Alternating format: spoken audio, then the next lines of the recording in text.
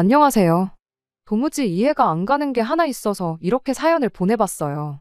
며느리들끼리 사이 안 좋으면 시어머니한테 뭐 좋은 게 하나 있나요?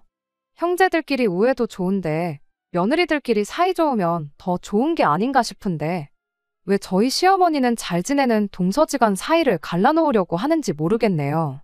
저는 올해로 33살로 맞벌이 결혼 생활 5년 차를 보내고 있습니다.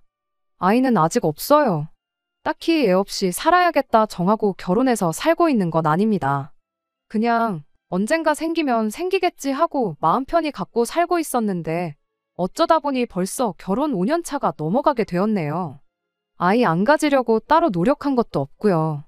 벌써 결혼한 지 5년이 지났다 보니 아이 없는 생활이 더 익숙하긴 하지만 당장에 내일이라도 아이가 생긴다면 이 한 몸 다 바쳐서 최선을 다해 키울 생각입니다. 결혼 생활 5년 하면서 바뀐 게 참 많네요. 지하철도 안 다니던 저희 동네에는 끝내 지하철이 다니기 시작했고, 저희 결혼할 때만 해도 평생 결혼 안 하고 엄마랑 살겠다던 시동생도 결혼을 했고요. 하지만 무엇보다 가장 크게 변한 건 남은 평생 자식들한테 손은 벌리더라도 한 집에 같이 살 생각 없다던 시어머니 마음이 아닌가 싶습니다. 저희 결혼하고 나서 바로 그 다음에 둘째인 시동생이 결혼을 했어요. 저희가 결혼할 당시만 해도 연애는 해도 결혼은 안 하겠다던 시동생이었는데 난데없이 이렇게 빠르게 결혼을 하게 될 줄이라곤 생각도 못했습니다. 시어머니는 저희와는 다르게 별로 대수롭지 않아 하셨어요. 오히려 당신은 진작에 그럴 줄 알았다고 결혼 안 하고 엄마랑 같이 살겠다는 것들 중에 결혼 안 하는 놈을 본 적이 없다시면서 말이죠. 아무튼 시동생도 그렇게 결혼해서 저희 집하고 마찬가지로 맞벌이 생활을 하고 있어요. 형제들끼리는 연년생이지만 동서가 마침 저랑 동갑이었어요. 거기에 첫인상이 조금 쌀쌀맞고 곁을 안 줄 것처럼 보여서 앞으로 잘 지낼 수 있을까 걱정이었는데 그런 걱정은 저희 기우나 마찬가지였습니다. 성격이 저랑 자매 사이라고 해도 무방할 정도로 거의 비슷했거든요. 취향은 물론이고 하는 생각까지 비슷했어요. 그렇게 동서와 친해지게 되었고 서로 말로는 형님 동서 하면서 부르긴 했지만 거의 둘도 없는 친구 사이나 마찬가지였습니다. 이쪽 동네가 서울에 인접해 있는 경기권인데 처음 저희 신혼집 구했을 때만 해도 지하철이 안 다녔어요. 출퇴근은 집 근처까지 오는 버스가 있어서 그걸 타고 다니긴 했는데 오며 가며 하는 거리도 있고 그러다 보니 서울 살고 있는 친구들 만나고 집에 돌아오고 그러는 건 꿈도 못 꿨습니다. 남편 말고는 따로 말상대도 없고 그래서 가끔 친구들하고 퇴근 후에 잠깐 보내던 시간이 그리웠어요. 그런데 이렇게 마음 잘 맞는 동서가 같은 동네에 살게 되었으니 저에겐 축복이나 마찬가지였습니다. 그리고 그 생각은 동서 또한 똑같았지요. 저희가 같은 동네에 신혼살림을 차리게 된 데에는 이유가 있습니다. 이 지역이 저희 시어머니 사는 동네거든요. 시어머니가 홀어머니세요. 자세한 이야기는 못 들었는데 아버지 되시는 분이 남편하고 시동생 어릴 적에 다른 사람 만나 새 살림 차려 집을 나갔답니다. 도의적인 책임을 지겠다고 그렇게 이혼하면서 시어머니한테 집도 넘겨주셨고 양육비도 제때제때 보내주셨다고는 해요. 하지만 그렇다고 홀어머니 몸으로 두 자식 공부시켜 취직시키고 장가까지 보내는 게 쉬운 일은 아니셨겠지요. 그 덕에 두 아들이 어머니를 끔찍하게 생각하는 효자로 컸고 신혼집을 구할 때 시댁 근처에 신혼집을 구하면 어떻겠냐고 물어온 남편 질문에 저도 동서도 그렇게 하기로 정했고 그렇게 같은 동네에 살게 되었던 겁니다. 물론 시어머니 가까이에 신혼집을 구하는 결정을 내리기가 쉬운 건 아니었어요.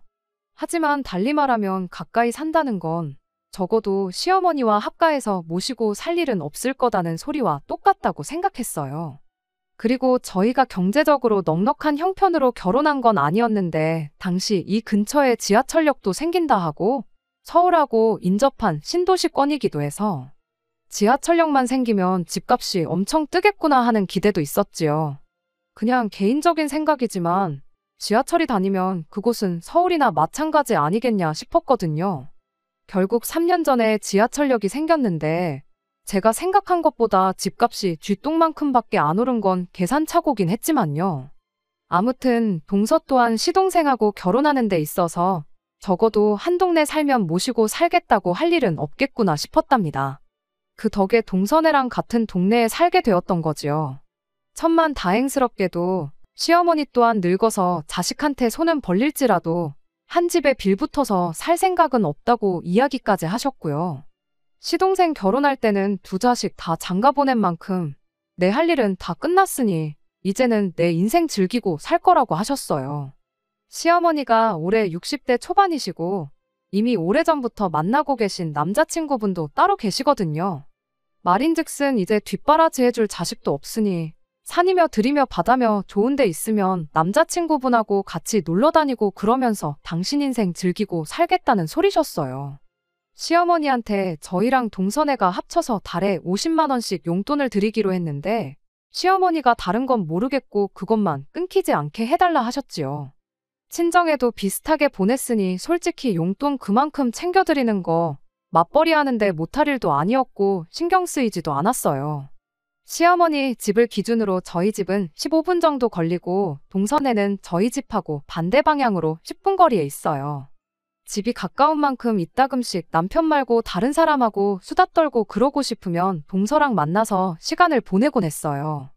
형제끼리 우애도 좋은 편이라 넷이서 자주 만나기도 했고 그렇게 넷이서 시댁도 자주 방문하고 그랬습니다. 그렇게 화기애애하게 잘 지내고 있었다 보니 시어머니가 남편 복은 없었을지라도 자식 복과 며느리 복은 있으시구나 그렇게 생각했어요. 그렇게 작년까지만 해도 아무런 문제가 없이 지내왔는데 작년 여름쯤엔가 남편한테서 정말 생각도 못한 어이없는 이야기를 하나 듣게 되었습니다. 왜? 집값이 조금이나마 오르긴 했다고 했잖아요. 집값이 오른 게 비단 저희 집만 오른 게 아니고 시댁이랑 동선에도 조금씩 올랐어요. 지하철역을 기준으로 가장 가까이 있는 저희가 가장 수혜를 많이 보긴 했죠. 그런데 작년쯤 남편이 뜬금없이 집값도 올랐고 한데 이제 슬슬 넓은 집에 살아보고 싶지 않냐고 저한테 슬쩍 질문을 해왔어요. 넓은 집 싫어하는 사람이 어디 있겠냐마는 저희가 아이가 생긴 것도 아니고 저희 삶에 크게 달라진 건 없었거든요. 집값이 올랐다고 한들 솔직히 다른 지역도 조금씩 집값이 올라있던 상황이었는데 이 집을 판다고 해서 더 넓은 집으로 이사가는 건 아예 시골 동네로 가지 않는 한 불가능에 가까워 보였거든요. 그런데 갑자기 뜬금없게 넓은 집에 살고 싶지 않냐는 소리를 하는 게 뭔 소리를 하는 건가 싶었죠. 남편이 이어서 말하기를 형제끼리 우애도 좋고 배우자들끼리 사이도 좋고 그러지 않냐면서 시어머니랑 동선에 포함해서 세 가구 집값이 다 올랐는데 이참에 집들 정리하고 돈을 모아서 2층 집 같은 거 구해가지고 세 가족이서 같이 살면 어떻겠냐는 겁니다. 이 인간이 갑자기 정신이 나갔나 싶었죠. 합가 이야기를 꺼내도 싫었을 텐데 동선에까지 한 집에 같이 살자는 소리를 해왔으니까요. 그런데 남편은 재수 씨랑 사이도 좋은데 뭐가 문제냐며 이해가 안 간다는 듯이 말을 하더라고요. 사이가 좋은 건 좋은 거고 같이 사는 건 또 다른 문제인 거 모르냐고 바로 따졌죠. 당장 우리만 해도 연애할 때 한 번 다툰 적 없지 않았냐. 그런데 같이 살면서 생활 습관 다른 것 때문에 생각하는 게 달라서 의견 다툼도 생기고 투닥거리도 하지 않았냐고요. 남편이니까 평생 남은 인생 같이 살아야 되니까 어느 정도 이해하고 참고 사는 거지. 같이 살면서 시어머니나 시동생, 동서한테 하나씩 불만 생기기 시작하면 그것까지 내가 참을 줄 아느냐고 절대로 그렇게는 못한다고 했어요. 그리고 남편이 결혼 생활 초반에 부모님 합가 문제로 절대 같이 살 일은 없을 거라고 못을 박았던 적이 있었거든요. 그 이야기도 꺼냈지요. 과정 자체는 제 기분만 상하고 서운하게 했지만 결론적으로는 부모님이 한 집에 같이 살 일은 없을 거다는 이야기나 마찬가지였어요. 결혼하고 첫 번째 맞는 겨울이었나 저희 친정어머니가 빙판길에서 크게 넘어지면서 다리랑 허리를 크게 다치신 적이 있었거든요. 집에는 제 남동생도 있고 아버지도 계셨지만 솔직히 저희 집 남자들이 그렇게 믿어온 사람들은 아니에요. 라면 정도나 끓일 수 있을 정도지. 저희 어머니 없으면 아마 굶어 죽으면 죽었고 얼어 죽으면 죽었지. 자기 손으로 뭘 해먹고 청소 빨래하고 하는 성격은 아니거든요. 그렇다 보니 어머니가 너무 걱정됐어요. 몸도 제대로 못 가누는데 괜히 동생이랑 아버지 밥 챙겨주고 한다고 무리해서 몸 움직이고 그럴 게 너무 눈에 뻔했거든요. 그래서 남편한테 어머니가 몸 좀 나아질 때까지 우리 집에 좀 와 계시라 그러면 안 되겠냐고 남편한테 물어봤어요. 동생하고 아버지한테는 그때까지 배달을 시켜 먹던 라면을 끓여 먹던 생쌀을 드시던 식사는 알아서 해결하라 하고 집안일 같은 건 내가 주말에 친정 찾아가서 한 번에 몰아서 해주고 그리고 겸사겸사 평일에는 제가 퇴근해서 어머니 간병도 좀 해드리고 그러면 딱 좋겠다 싶었거든요. 그런데 남편이 그렇게는 안 되겠다고 고민도 안 하고 단칼에 거절을 했었어요. 간병할 사람이 필요하면 사람을 쓰던지 상황이 안 되면 그냥 제가 친정에 가서 하면 되는 거 아니냐면서요.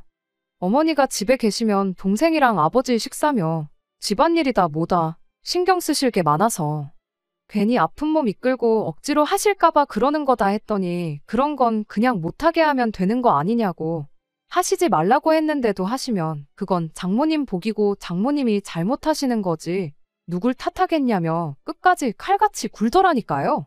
장모님이 우리 집에 와 계시면 그만큼 자기도 불편할 거라고. 그리고 당장 너는 주말에 처가에 가서 집안일 도와주고 올 거라고 하지 않았냐. 그럼 그 말은 곧 나 혼자 주말에 장모님하고 단 둘이 이 집에 있어야 한다는 건데. 거동이 불편하시니 내가 너 대신 간병을 해야 할 수도 있는 일이고 그렇지 않다고 해도 신경이 쓰여서 내가 집에서 편하게 쉴 수나 있겠냐고 하는 겁니다. 그러더니 저보고 입장 바꿔 생각해보래요. 뼈 빠지게 일해서 퇴근하고 집에 왔는데 집에 우리 엄마가 떡하니 누워 계시면 너는 마음이 편하겠냐고요. 우리 집에서만큼은 마음 편하게 지내자고. 앞으로 효도를 집 안에까지는 끌어들이지 말자고 그렇게 단호하게 거절을 했었어요. 그때 솔직히 그런 남편이 서운하기는 했는데 남편 말 맞다나 입장 바꿔서 집에 아픈 시어머니가 와 계신다면 그건 그거대로 신경이 엄청 쓰이겠구나 싶었죠. 어머니 간병이야 솔직히 제가 출근해 있는 동안 못 해드리는 건 당연한 거고 집안일이고 뭐고 하지 마시라 단단히 일러두고 동생한테 조금만 신경 쓰라고 하는 게 현실적인 방법이라 생각했죠. 죽 같은 거야 요즘 편의점만 가도 팔고 제품도 워낙 잘 나오는 데다가 죽만 전문적으로 취급하는 음식점까지 있는데 아무리 친정아버지랑 동생이 못 믿었다고 한들 그 정도 신경 못 써주겠나 싶었네요. 서운한 건 서운한 거지만 현실적으로 생각하면 제가 호들갑 떠는 게 맞았고 효도를 집안까지 끌어들이지 말자고 말하는 건 시어머니한테도 똑같이 그러겠다는 소리였지요.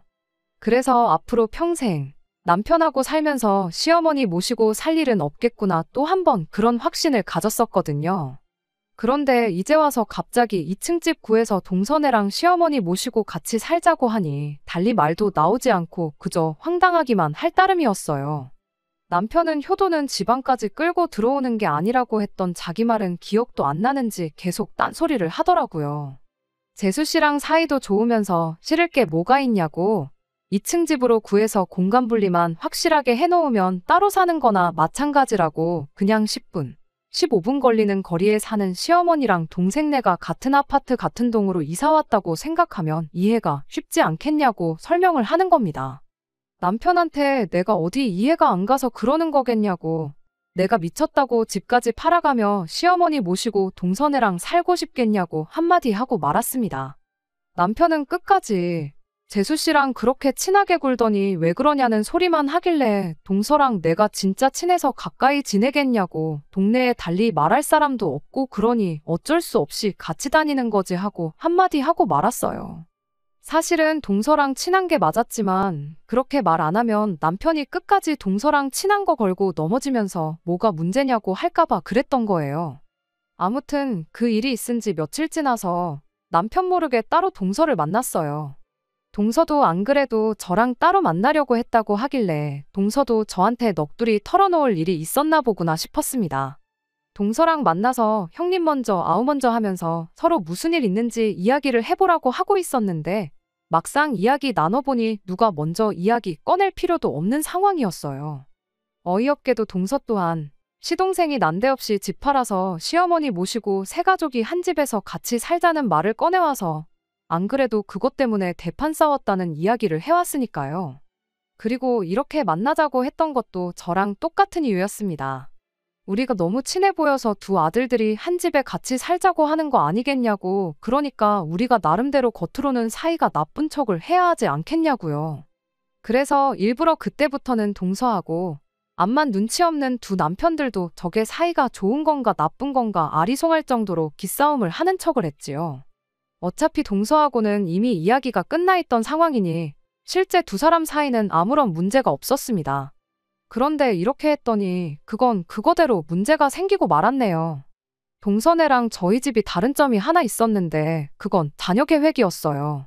저희는 애가 생기거나 말거나 운명에 맡기자는 주의였던데 반해 동서는 결혼하자마자 아이를 갖기를 원했었죠. 물론 저도 아예 아이 없이 살고 싶은 생각은 아니었고 나이도 나이다 보니 35쯤 돼서는 더 늦기 전에 아이를 가질 생각이었습니다.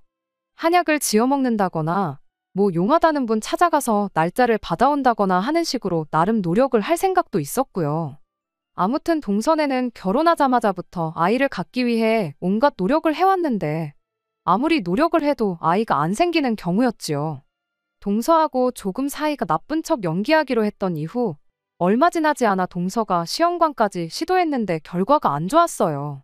그때 가서는 동서가 워낙에 힘들어하기도 했고 시험관 자체가 몸에 무리가 많이 가는 거라 하니 일부러 남편들 같이 해서 만나는 자리 같은 건 만들지도 않았어요. 혼자 마음 정리도 하고 몸도 추스를 하고 나름 배려를 해줬던 거였죠. 그런데 그게 두 남편들이나 시어머니 눈에는 진짜 얘들이 겉으로만 친한 척은 하고 사이가 안 좋은 거구나 하고 착각을 했었나 봐요. 하루는 시어머니가 난데없이 저희 집에 찾아왔어요. 그러더니 저한테 말도 안 되는 이야기를 꺼내시는 겁니다. 동서가 저를 엄청 원망하고 있다고요. 그게 무슨 소리냐 하고 물어봤더니 자기들 아이가 안 생기는 게 저희 때문이라는 이야기를 들었대요. 하도 아이가 안 생기니까 뭐 어디 용한 사람을 찾아가 봤다는데 윗사람인 저희가 집에 아이가 들어오는 기운을 아주 꽉 막고 있다는 이야기를 들었다더랍니다. 동서가 진짜 그런 이야기를 들었으면 저한테 말을 안 해줬을 리도 없고 정말 밑도 끝도 없는 이야기라 제가 믿을 리가 만무했지만 진짜로 그 이야기를 믿는 척을 했어요. 아무튼 시어머니가 한다는 소리가 일단 그래도 이야기 나왔으니까 혹시나 싶어서 당신이 생각해봤는데 진짜 그럴 수도 있는 노릇 아니겠냐며 저희 보고 하루빨리 아이를 가지라고 하시는 겁니다. 안 그래도 내후년쯤에는 저도 본격적으로 아이를 가질 생각이 있었다 보니 싫다고 거절할 것도 아니었어요. 허나 손주가 보고 싶으면 동서네가 소식이 없으니 너네라도 먼저 가지면 안 되겠느냐 단도직입적으로 이야기하셨어도 될 일이 아닌가 싶었는데 굳이 되도 않는 이야기 지어내서 동서가 저를 원망하고 있다는 이야기까지 꺼내실 이유가 뭐가 있나 싶었습니다. 그런데 아니나 다를까 시어머니가 저한테 본심을 꺼내왔어요. 아이 태어나면 당신이 우리 집에 머물며 아이를 봐줄 테니 일단 저희 집 방 한 칸을 당신이 오며 가며 머물고 여차하면 자고 갈 수 있게 당신 방으로 만들어 놓으라는 겁니다. 아이가 태어나기는커녕 아직 아이가 생기지도 않았는데 벌써부터 방 한 칸을 비워놓을 이유가 뭐가 있느냐고 제가 대답했더니 시어머니가 한다는 말이 그러다 동서네가 먼저 아이가 생기면 어떡하냐며 일단 저희가 먼저 동서네한테 시어머니를 모시고 살겠다는 강한 의지를 보여주라는 소리를 하더라고요. 아무리 시대가 변했다지만 당신은 장남내외인 저희가 더 신경이 쓰일 수밖에 없는 법이라며 두 며느리가 비슷한 시기에 아이를 갖게 된다면 당신 입장에서는 키워줘도 장손을 키워주고 싶다고. 그런데 혹시나 당장 소식은 없지만 열심히 노력하는 동서네가 먼저 아이를 갖게 되고 아이 좀 대신 키워달라 부탁해오면 당신이 그걸 거절할 명분이 없대요. 그러니까 일단 당신 지낼 방부터 마련해놓고 그러라는 겁니다. 일단 대답은 알겠다 했는데 물론 저는 그렇게 할 생각 없었어요. 아니나 다를까 시어머니가 집으로 돌아가시고 난 뒤 남편이 갑자기 설레발을 다치면서 얼른 어머니 지낼 방부터 만들어 놓자고 보채기 시작하더라고요. 그래서 남편한테 뭘 벌써부터 그러냐고 천천히 하라고 한마디 하고 저는 제 볼일을 다시 보기 시작했습니다. 그랬더니 남편이 혼자 허둥지둥대면서 그러다 어머니 말처럼 동생네한테 선수 뺏겨서 복직 못하고 경력 끊기게 되면 어떡하냐고 끝까지 설레발을 치더라고요. 남편한테 그러면 어쩔 수 없는 거 아니냐고 그리고 어차피 방 한 칸 만들어 놓을 생각이면 나는 굳이 시어머니가 아니어도 된다고 친정어머니한테 그 방 내드리고 여기서 지내시면서 아이 좀 봐달라고 해도 되는 거 아니겠냐 한마디 하고 말았죠. 이왕 한 집에 같이 살 거면 나는 불편한 시어머니보다 맘 편한 친정어머니가 더 좋다고요. 제가 이렇게 대답할 줄 몰랐는지 남편이 엄청 당황한 눈치였어요. 그리고 그날이 지나서 동서한테 또 남편들 모르게 연락을 했지요. 오랜만에 한 연락이었는데 동서도 어느 정도 마음을 추스른 건지 크게 문제는 없어 보였습니다. 그리고 그날 서로 회사 일 일찍 마치고 서울에서 따로 만났어요. 약속 장소에 동서가 들어오는데 입구에서부터 할 말이 많다는 표정으로 가게 안으로 들어왔지요. 아니나 다를까 얼마 전에 시어머니가 동선에 찾아와서 있던 일을 이야기해 주더군요. 시어머니가 저희 집에 오셨던 것처럼 연락도 없이 동선에 찾아와서는 정말 큰일이라고 하면서 난리법석을 떨며 이상한 분위기를 조성했대요. 그러더니 한다는 소리가 요즘 제가 아이를 하루라도 빨리 가져야겠다며 동서를 견제하듯이 이야기를 했다는 거예요. 쟤들 하는 꼬라지를 보니 자연 임신은 죽어도 안 되겠구나 그렇게 생각했는데 요즘 시험관도 하고 저러는 거 보니 제가 똥줄이 타기 시작했는가 보다고요. 우리 아이가 태어나면 장손이고 찬물도 위아래가 있는 법인데 동선애가 그런 건 쥐뿔도 신경을 안 쓰고 아주 집안 족보를 개족보를 만들려고 한다고 하면서 안 좋은 소리도 했다고 하고 무엇보다 아이 태어나면 시어머니가 아이를 봐줘야 하는데 동선애가 먼저 아이를 갖게 냅뒀다가 정작 저희들 시어머니 동무 필요할 때 아무런 도움도 못 받게 될까봐 걱정이라는 겁니다. 돈 주고 사람 쓰기도 싫고 애 키운다고 맞벌이도 포기하고 싶지 않은데 동선애가 시험관으로 아이까지 먼저 가져버리면 우리만 손해라고 그러니 동서가 아이를 갖기 전에 먼저 선수를 치겠다고 했다는 거예요. 그래서 시어머니 와서 지낼 수 있게 방 한 칸 비워놓고 아주 설레발치는 게 보통이 아니라고.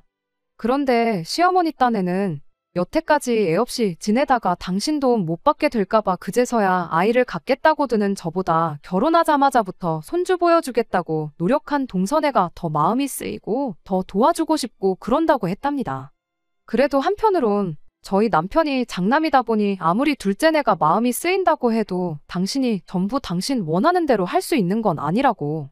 그러니 일단은 저희가 아이를 먼저 가질 마음부터 접도록 해야 하는 거 아니겠냐셨대요. 그리고 그 방법은 저희한테 제안한 것과 똑같은 방법이었지요. 바로 시어머니가 언제든 오며 가며 지낼 방 한 칸을 만들어 놓고 나아가서는 아예 시어머니를 먼저 모시고 살겠다고 선언하는 방법이요. 동서도 사실 그때까지만 해도 긴가민가 하기는 했대요. 저랑 친하긴 하지만 한편으로는 시어머니 말만 들으면 애 키우는데 도움받으려는 이야기만큼은 너무 그럴싸해서 순간 믿을 뻔했다는 겁니다. 제가 동서 흉을 보고 그런 거 다 떠나서 그냥 애 키우는데 도움받는 부분 그런 것만요. 그런데 동선에는 또 저희 집하고 구조가 다르거든요. 저희 집은 그나마 방이 3개라서 시어머니가 저러고 갔을 때 별 문제가 없었지만 동선의 집은 방이 2개밖에 안 되었거든요. 시어머니한테 방 한 칸 내드리면 아이 태어나면 아이는 무슨 방을 쓰냐고 시동생한테 물어봤대요. 그런데 시동생이 동서 말 다 자르고 지금 그게 중요하냐고 애가 어느 정도 클 때까지는 시어머니하고 같은 방 쓰게 하면 되는 거 아니겠냐. 일단 시어머니부터 먼저 붙잡아서 우리 집에 모셔야지. 안 그러면 이러다 형님네한테 전부 다 빼앗기게 될 테다 하면서 호들갑을 떨었다는 거예요. 동서도 그때 눈치를 딱 챘나 보더라고요.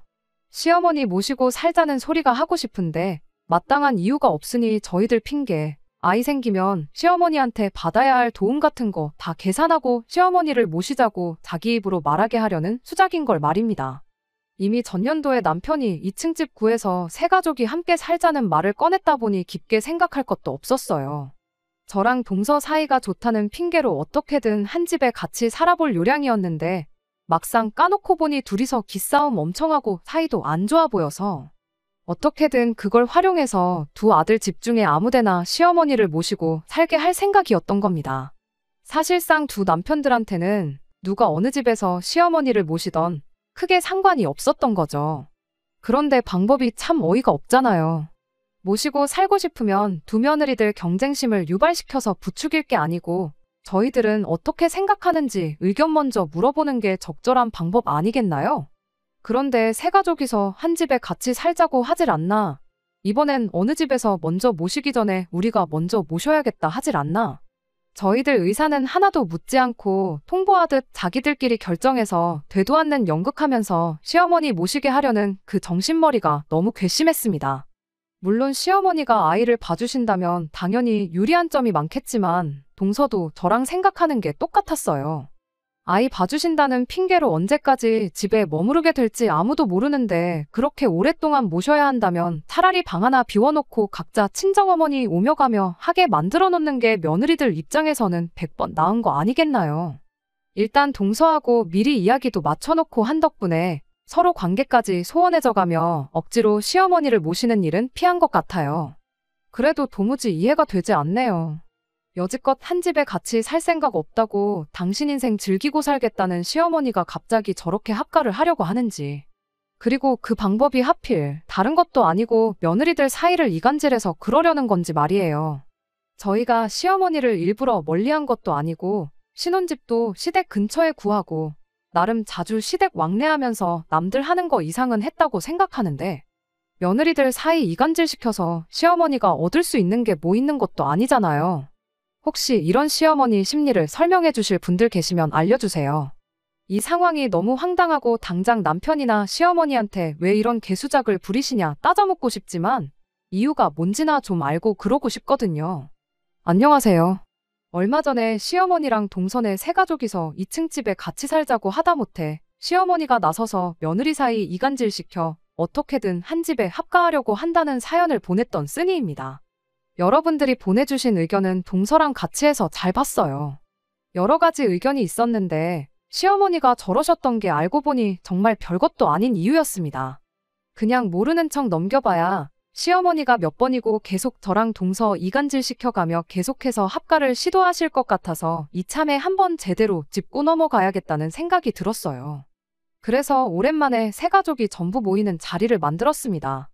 계획한 대로 그날 세모자가 무슨 생각으로 저랬는지 그 이유를 알게 되었어요.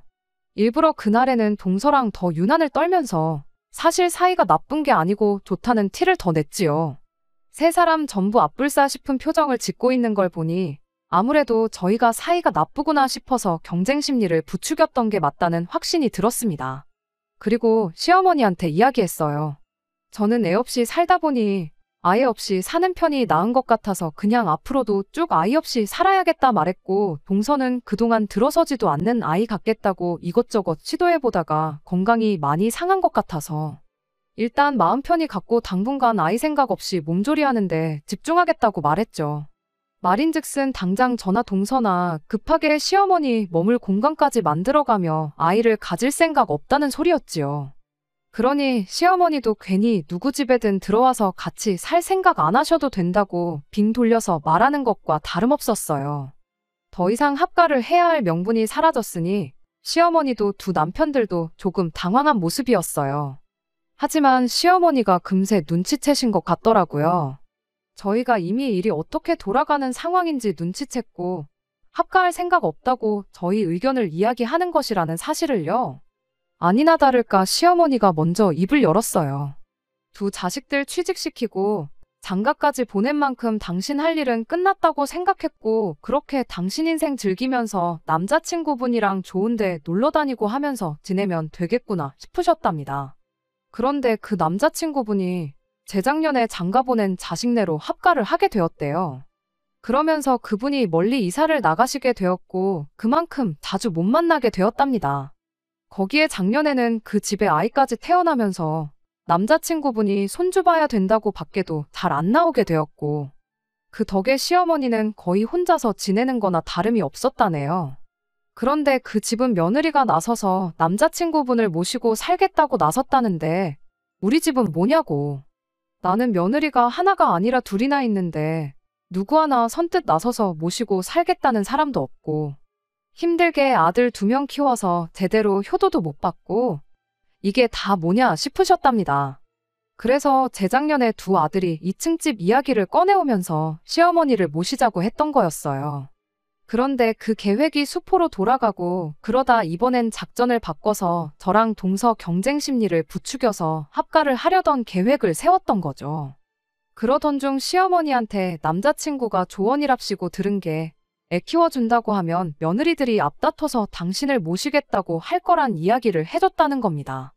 그분 자식도 원래 같이 모시고 살 생각이 없었고 홀아버지 신경 쓰기도 싫어서 신혼집도 최대한 멀리 구했던 건데 막상 애 봐주는데 사람 쓰고 그러려니 돈 아깝고 그래서 아이 크는 동안만 같이 살기로 했다는 거죠. 시어머니는 그 이야기를 듣고 바로 계획에 옮기고 싶었지만 저도 그렇고 동선에도 그렇고 당장 아이가 없으니 키워준다는 이유로 합가는 못하겠다 싶으셨던 거예요. 그래서 저희 두 사람 이간질을 시켜서 둘 중에 아무나 먼저 입에서 시어머니 모시고 살겠다는 말이 나오도록 경쟁 심리를 부추겼던 거랍니다. 시어머니 입장에서는 남자친구분과 당신 상황이 비교가 되니 아쉬울 수도 있는 상황이겠구나 이해는 갔지만 당장 이해가 가지 않는 부분이 있어서 시어머니한테 대놓고 물어봤지요. 모시고 살겠다는 말이 꼭 며느리 입에서 나와야 하는 거냐고요. 혼자서 지내시는 게 외로우셔서 그러는 거면 저도 그렇고 동서도 그렇고 어머님께 아드님들 양보해드릴 의향이 있다고요. 어차피 회사 일 때문에 저녁 7시는 돼야 집에 들어오는데 집으로 퇴근시킬 게 아니고 그 길로 어머님 댁으로 직행하라고 하겠다고. 그리고 어머님 주무시는 시간까지 있다가 오라고 할 테니 원하는 만큼 효도 받으시라고 했죠. 어차피 집이 10분 거리밖에 안 되는데 잠만 집에서 자면 되는 거 아니겠냐고. 그리고 원하시면 어머님 기상시간 전에 남편들 책임지고 깨워서 어머님 댁에 보내다 드리겠다고까지 했습니다. 그랬더니 시어머니가 질색을 하면서 기껏 장가 보내놨더니 내가 아들 뒷바라지 하면서 살일 있냐고 말장난하지 말라고 하시더라고요. 그래서 저랑 동서가 말했죠. 어머님 어차피 저희들 대신에 아이를 키워주겠다고 하셨는데 두 아들 밥 챙겨주고 출근시키고 하는 게 갓난아이 키우는 것보다 오히려 쉽지 않겠냐고요. 저희들 집에 합가를 한다고 해서 맞벌이하는 저희들이 어머님한테 해드릴 건 별로 없다고요. 오히려 아이 돌봐야 한다고 하루 종일 어디 밖에도 못 나가고 집에만 계셔야 할 텐데 어머님 그거 감당 가능하시냐고 물었습니다. 그냥 차라리 여태까지 그래왔던 것처럼 엎어지면 코 닿을 데 사는 두 며느리들이 사이좋게 지내면서 시댁에 자주 와서 어머님 챙기고 하는 게 어머님한테는 더 유리한 거 아니시냐고요. 꼭 모시고 산다고 해서 그게 효도고 안 모시고 따로 산다고 해서 불효고 그런 거 아니라고 했습니다. 어머님 남자친구분 아이 돌본다고 어디 밖에도 못 나가고 집에만 계신다는데 진짜 행복하시냐고 한번 물어봐 보시라고 했죠. 손주 봤으니 당연히 행복하시겠지만 꼭 합가를 안 해도 손주는 저희도 매일같이 보여드릴 수 있다고요. 그랬더니 시어머니가 아무 말도 못하고 계시다가 그제서야 저희 뜻을 알게 되신 건지 미안하다고 사과를 해오셨어요. 남자친구분이 어떻게 지내는지도 모르고 그냥 자식이 모시겠다고 해서 한 집에 사는 것 보고 부러워서 그런 것 같다고. 이야기 듣고 보니 니들 말이 틀린 게 없다시며 저희한테로 다가오셔서 저희 손을 꼭 붙잡아 주시곤 그냥 이대로 가족들끼리 우애 좋게 사이좋게 지내자셨습니다. 그 와중에 눈치 없는 두 남편들이 분위기 파악도 못하고 가까이 와서 그러자고 이대로 행복하게 지내자고 저희들 어깨를 같이 감싸더라고요. 그와 동시에 저랑 동서가 두 남편들한테 니들은 낄 때 끼라고 우리들한테 말 한마디 물어보는 게 그렇게 어려웠냐고. 당신들은 우리랑 집에 가서 이야기 좀 따로 해야겠다고 한마디 하고 말았습니다. 아무튼 그 뒤로 시어머니 합가 이야기는 쏙 들어갔어요. 남자친구분도 시어머니한테서 저희랑 있었던 이야기 듣고는 아들내외가 나를 모시고 사는 게 아니라 부려먹으려고 데리고 사는 거였구나 싶어서 그 집을 나오시고 다시 동네로 이사를 오셨어요. 이야기 나온 김에 시어머니 집에서 같이 지내시기로 한 것 같고요. 그래서 두 분이 요즘 놀러 다니시느라고 저희들 집에는 얼씬도 안 하세요. 남편들도 이번 일을 계기로 혼자 생각할 게 아니고 저희들 말만 들으면 중간 이상은 간다는 걸 깨달았는지 사소한 것까지 하나하나 다 허락받고 물어보고 하고 있고요. 잠깐 시어머니가 합가 때문에 문제가 생기긴 했지만 오해는 다 풀렸으니 지난날처럼 즐겁게 지내는 일만 남은 것 같네요. 끝까지 들어주셔서 감사합니다. 오늘의 사연은 여기까지입니다. 구독과 좋아요, 알람 설정 부탁드리고 더 좋은 사연으로 다시 찾아뵙겠습니다. 감사합니다.